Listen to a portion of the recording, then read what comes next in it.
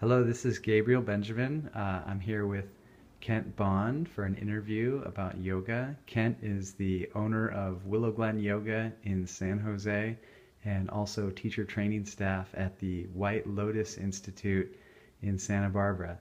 Thank you for joining us, Kent. How about you start just by telling us what led you to yoga and how practicing led you to teaching? Well, thanks for having me, Gabriel. I came to yoga through a low back injury, and I'd taken some history of religion classes, and I knew a little bit about yoga. But it wasn't until my physical therapist told me that I should probably start doing some yoga postures to help rehab my body, and my back in particular, that intrigued me a little bit more. So I got a couple of books and I started practicing on my own. And then I had a friend who started dragging me to yoga classes in San Francisco. I was living in Oakland at the time. And I just found that it was something that I enjoyed, but also helped me climb back into my body.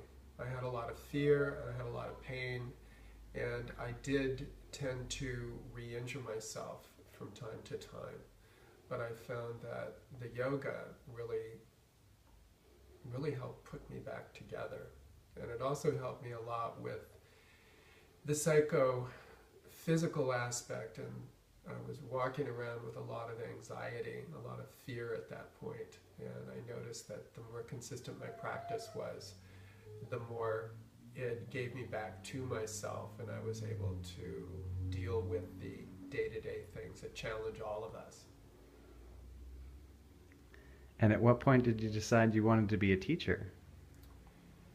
Teaching, I guess I'd been practicing 3 or 4 years, and I had a very dear friend of mine who was encouraging, and I ended up teaching a class or two for her, and she suggested I start teaching. And at that point, I just took the plunge. It had never really occurred to me that I would be teaching yoga. It was more something that I found a lot of pleasure in, and something that supported me in my lifestyle, and also kept me ambulatory because I was so stiff and the injury had set me so far back. Did you ever end up teaching a class because the teacher didn't show up to teach and you were the most qualified there? I have done that, but that wasn't initially what got me into teaching. I found myself in situations where the teacher didn't show up, and I had been teaching on and off, but sporadically, and stepped up and led a class or two that way, which was kind of a baptism of fire, but it was a lot of fun. And how many years has it been now that you've been a teacher? I've been teaching a little over 22, 23 years at this point. Yeah, I started teaching a Bikram-based class, and then I started teaching flow.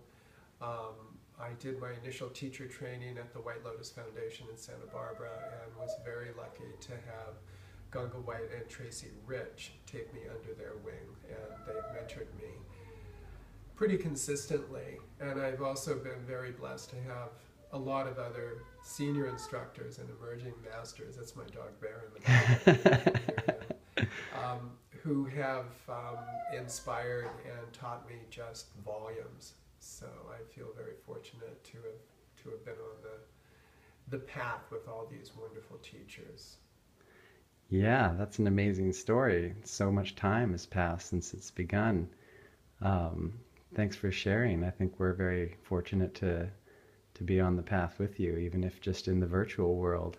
Well, thanks. It's a privilege. It really is. It's a privilege to teach, and it's gone by in a blink. I can't believe it's been 20 some odd years since I've been practicing yoga and teaching. It's a wonderful journey.